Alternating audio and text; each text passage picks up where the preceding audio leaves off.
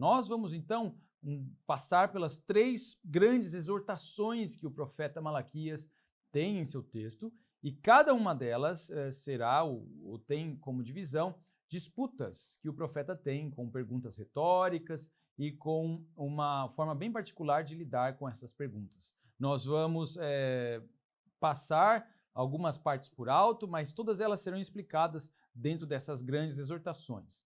A primeira delas é a exortação, os sacerdotes sendo exortados a não desonrar o Senhor. E nós vemos a seção indo de Malaquias capítulo 1, verso 2, até Malaquias capítulo 2, verso 9, sendo o primeiro trecho dos versos 2 ao verso 5, o amor de Adonai, o amor de Yahweh por Israel. E eu convido você que abra sua Bíblia para que a gente possa lê-la juntos. No capítulo 1, verso 2 ao verso 5 de Malaquias, nós lemos o seguinte: Eu vos tenho amado, diz o Senhor, mas vós dizeis, em que nos tens amado? Não foi Esaú, irmão de Jacó? Disse o Senhor, todavia amei a Jacó, porém aborreci a Esaú. E fiz dos meus montes uma assolação, e dei a sua herança aos chacais do deserto. Se Edom diz, fomos destruídos, porém tornaremos a edificar as ruínas, então diz o Senhor dos exércitos, eles edificarão, mas eu destruirei, e Edom será chamado terra de perversidade e povo contra quem o Senhor está irado para sempre. Os vossos olhos o verão, e vós direis, grande é o Senhor, também fora dos limites de Israel. Essa proclamação inicial de Malaquias abre com o conceito, com a ideia de que Deus ama o povo de Israel. Esse amor é definido pela escolha pactual e específica que Deus faz pelo seu povo. Esse é um povo específico que, vindo da linhagem de Jacó, é contraposto, é paralelizado, é contrastado com a história de Esaú, irmão de Jacó. Deus escolhera a Jacó e, ao escolhê-lo, escolheu também a sua descendência. Muitas vezes nós observamos, ou alguns teólogos observam esse trecho com base, ou explicando-o com base na doutrina da predestinação divina.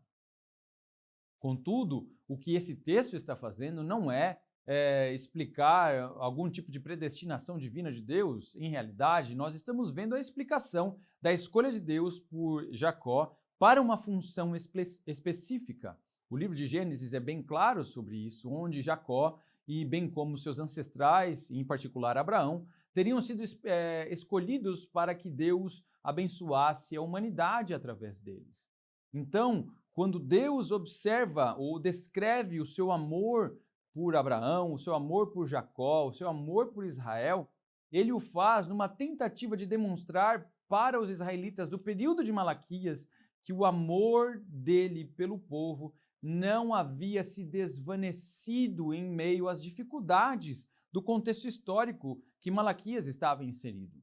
Nós vimos que essas dificuldades envolviam o empobrecimento da terra, a perspectiva crescente entre os exilados de que eles tinham sido esquecidos por Deus, e o texto está claramente dizendo para nós, não, eu não os esqueci, eu os amo e eu os quero próximo a mim. Esses versículos, então, contêm a disputa entre o Senhor e Judá. Judá responde à afirmação de que Deus os ama com uma pergunta insolente, expressando dúvida. Essa abertura do livro sugere que o questionamento de Judá sobre o amor de Deus será um tema importante ao longo do livro. Ao contrário do Israel pré-exílico, cuja abundância os seduziu a esquecer de Deus, o povo de Judá permitiu que suas dificuldades roubassem seu senso da presença amorosa de Deus. Neste caso, nós vemos nessa promulgação inicial de Malaquias um contraste muito forte com o período pré-exílico. Antes do exílio, o conforto que eles tinham na terra causava justamente a sensação de que eles não precisavam de Deus, de que Deus era supérfluo, pois eles tinham tudo.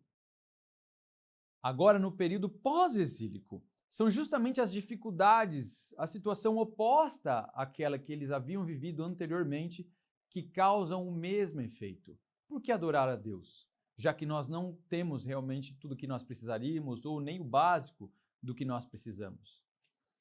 Para que adorar a Deus, então, se aparentemente Ele não nos visitará e nós não seremos a nação que nós acreditamos que deveríamos ser?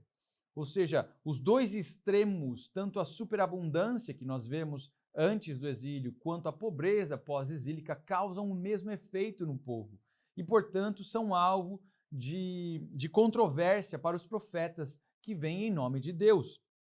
Em ambos os casos, o problema subjacente era a ingratidão, porque eles falharam em reconhecer o amor de Deus. Eles não estavam mostrando amor uns aos outros. O restante do parágrafo, após a pergunta de Judá, é o argumento do Senhor. Ele declara que seu amor por Judá havia sido abundantemente demonstrado na história recente, em contraste com seu trato com a nação de Edom, e que um dia Israel não mais duvidaria de seu amor. Nos versos 6 ao verso 9 desse capítulo de abertura, nós vemos a falha dos sacerdotes como líderes da nação em honrar o Senhor. Nestes versos, nós lemos o seguinte: o filho honra o pai e o servo ao Senhor. Se eu sou o pai, onde está a minha honra? E se eu sou o Senhor, onde está o respeito para comigo? Diz o Senhor dos exércitos a vós outros, ó sacerdotes, que desprezais o meu nome. Vós dizeis: em que desprezamos nós o teu nome?